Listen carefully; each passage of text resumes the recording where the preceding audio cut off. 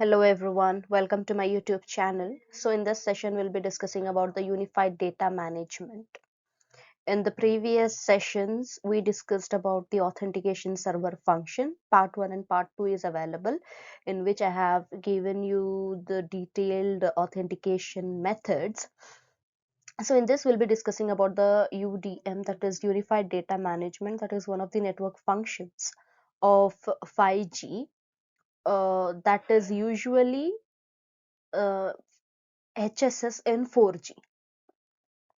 Okay, so unified data management manages network user data in a single and centralized element. So the technology is similar to the 4G network's home subscriber service, that is HSS, but is cloud native and designed for 5G specifically. So here you can see it can be paired with the user data repository.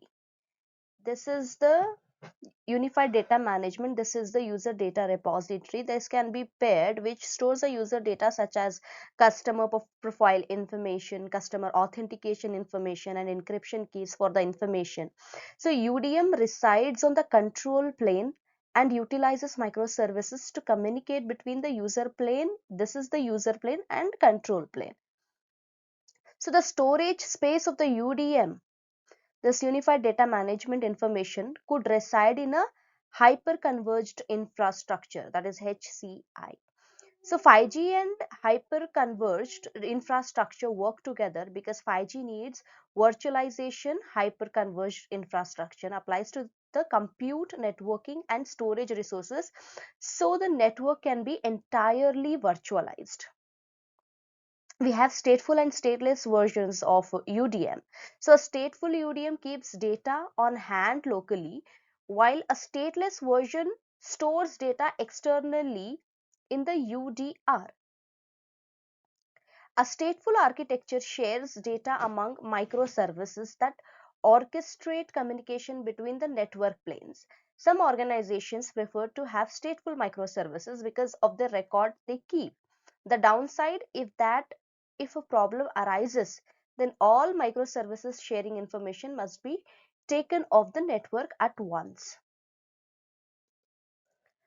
As I said that UDM stands for the Unified Data Management, the name itself implies it's a function or service that manages data. So what kind of a data it manages? It is a user data, that is the data of the subscribers. So in 4G, it was HSS played this role, but in 5G, HSS role is split into two different services, that is the UDM and AUSF. AUSF is mainly for authentication process that I have explained in the previous sessions, that is the authentication server function. And here the UDM, that is the unified data management, is managing the user data for all the other processes. As you can see this figure, UDM is interfaced with many other services. AUSF, AMF, SMF. It means when AUSF, AMF, SMF needs subscriber data, it requests it to the UDM, and UDM provides the data to the services that required. So we have AMF, SMF, all these. If it requires any kind of data, it approaches the UDM, and UDM provides it to all of the other network functions. So UDM functionality, I will say. So generation of 3GPP aka authentication credentials. This 3GPP aka methods we have discussed in the previous session. Please go through that if you don't understand. Then we have user identification handling, that is, for example, storage and management of SUPI for each subscriber in the 5G system. What is SUPI? We have discussed in the previous session. Support of de-concealment of privacy protected subscription identifier, that is SUCI.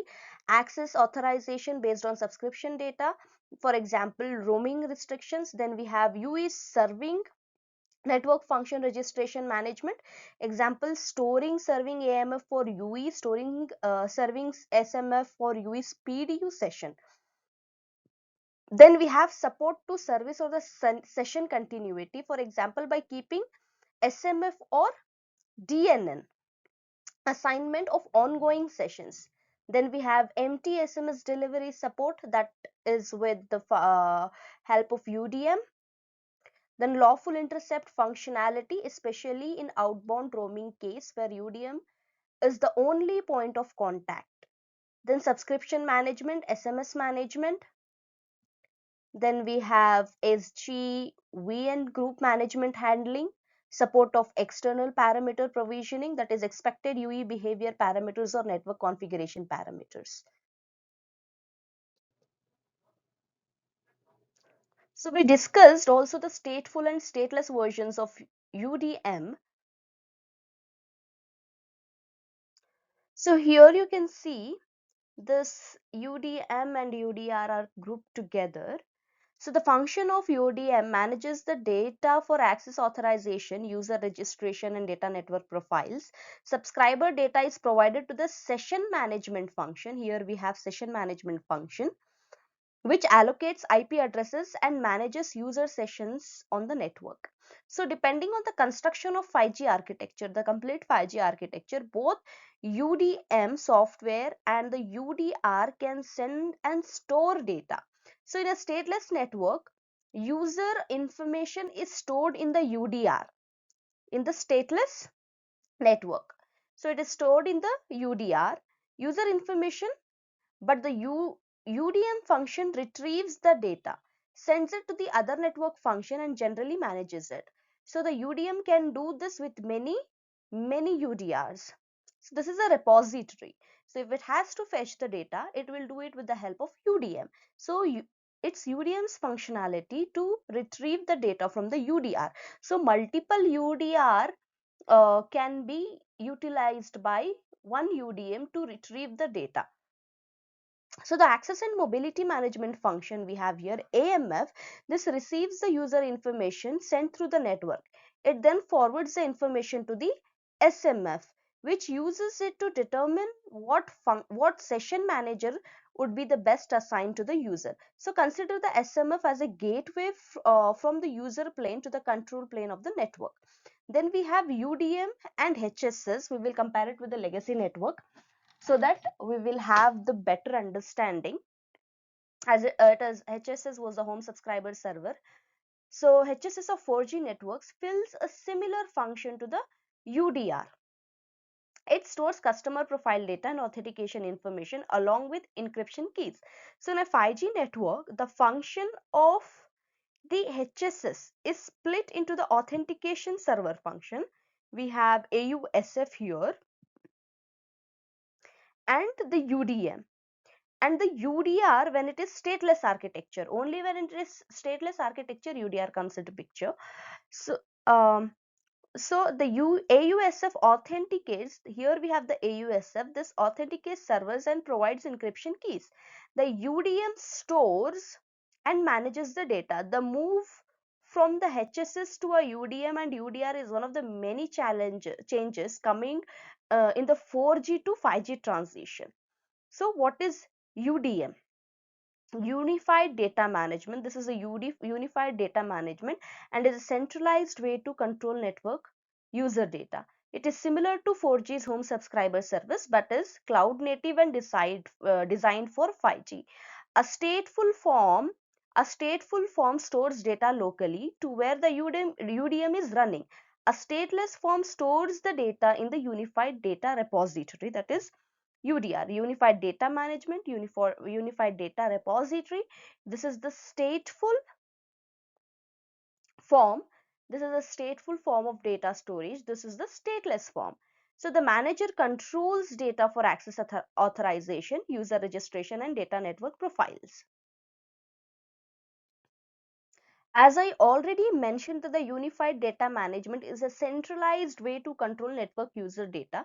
So it is like 4G LTE's home subscriber server, right? But it is a cloud native and designed for what? 5G.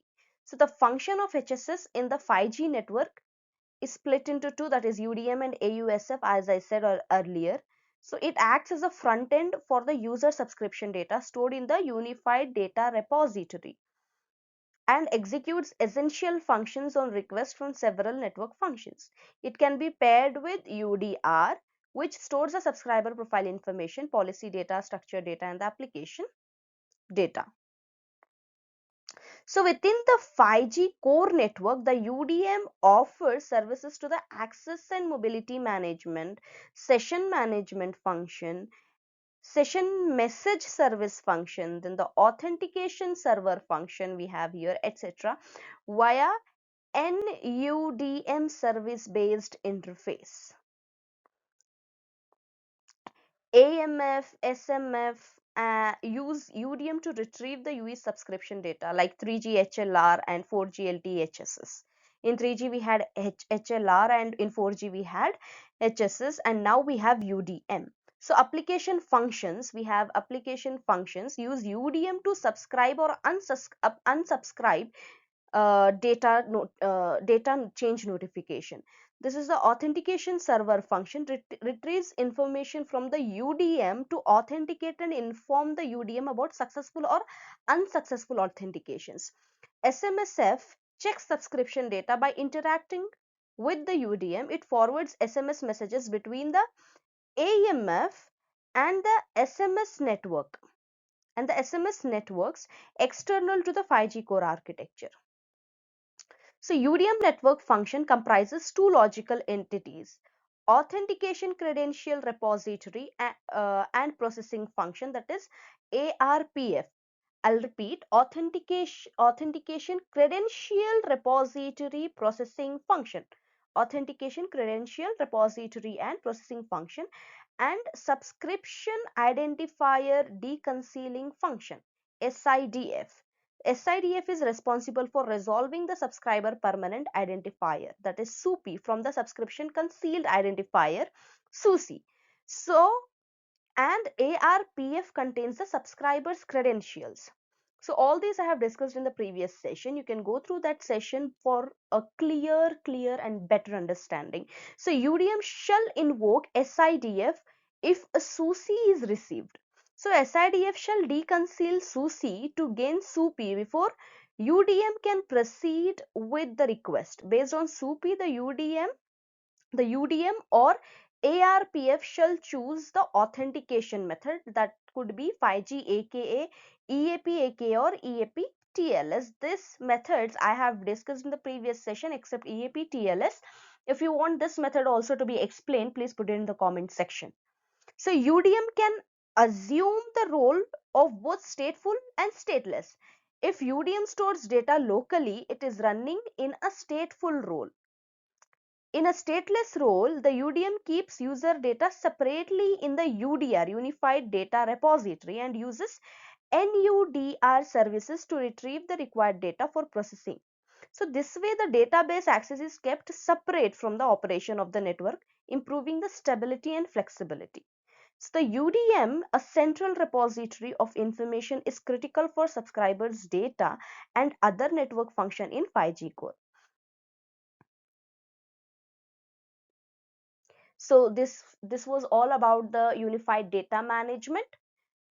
We will discuss more about the other network functions in the upcoming sessions. If you found this video helpful, do not forget to share it with your friends, your colleagues, and do not forget to subscribe. Thank you so much for watching.